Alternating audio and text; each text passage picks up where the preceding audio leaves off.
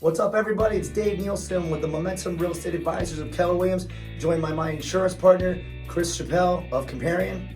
We were talking before we started recording. I wanted to know some stuff about knob and tube. I wish we recorded that conversation. He's told me a whole lot of stuff I didn't know about knob and tube. But Chris, what I'm going to tell you, why I wanted to talk about that, is that a lot of people in my industry, a lot of agents don't really understand how to talk about knob and tube as it pertains to insurance with their clients, about their buyers, their sellers, anybody.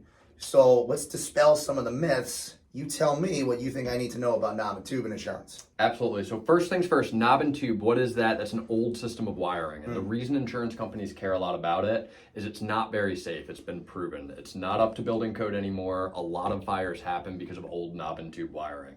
They can last a long period of time. They were great for the time period where they came into the homes, but nowadays they're antiquated and they're dangerous. So we got to get rid of them. Right. Insurance companies care a lot about that. They don't want to have to pay out fire claims. They don't want your house to burn down. That's how they make a lot of their decisions, and that's why knob and tube can be a sticking point with insurance companies. Right. So what we run into a lot, just out there with our clients, is it active? Is it not? Mm-hmm. Does it matter? It does. If the knob and tube is in the house, but it's completely disconnected from the system, it's basically like it's not there. Electricity's not running through it. It's not an issue. If the knob and tube's connected to the system, it's a danger point. Now, part of the home insurance application will ask, is there any knob and tube wiring in the home? And specifically, if it's an older home, you're going to get that question. If the knob and tube is active, the big issue is the insurance company has the right to deny the claim at that point in time. Right. If the fire happens in your house because of knob and tube, and you answered your insurance agent's question, no, I don't have knob and tube, it's not available in the house, they're going to deny the claim. It's going to be a fight. Right. So, honesty and integrity and all things, if you know it's there, you're best off saying it's there rather than trying to lie and get yourself around. Exactly. And if it's there, you're going to find challenges with finding good insurance products because insurance companies care a lot about it.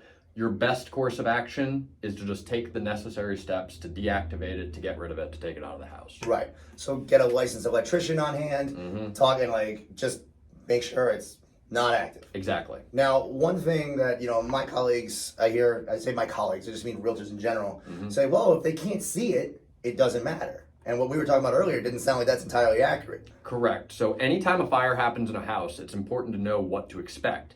The fire department's going to come out, they're going to put out the fire, and then usually the very next day, every town has a fire inspector who's going to walk through the wreckage of your home, and they're going to fill out something called a cause and origin report.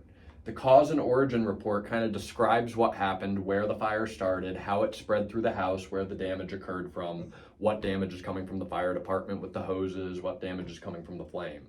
And the origin portion of that report's important because let's say the fire did start around that knob and tube. They're going to go up to the attic. They're going to say, hey, the burn marks indicate that the fire originated around where this old knob and tube system is.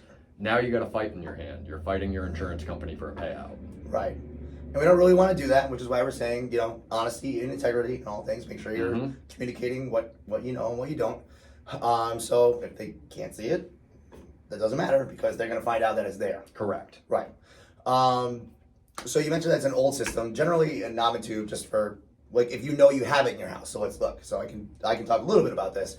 If you are looking at the electrical wires in your home and you see it's like a little porcelain knob. Exactly. It's probably about the size of like a D battery, maybe a little bit approximately, maybe a little bigger. Yeah. And it's typically wire that's wrapped in cloth.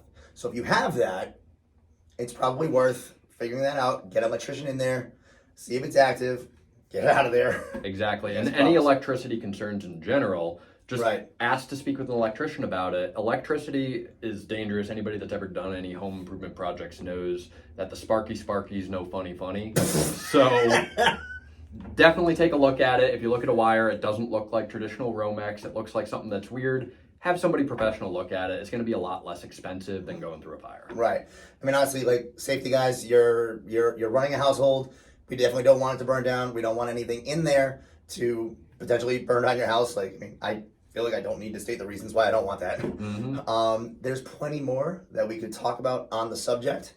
If you have questions about how knob and tube pertains to you, and I'm talking to my realtors now, if you have questions about how knob and tube pertains to any clients that you might be serving right now, Chris, can I have them give you a call? Absolutely. How do they get in touch with you? Best way to get in touch with me, give me a call on my cell phone. You can shoot me a text as well, 401-741-8402.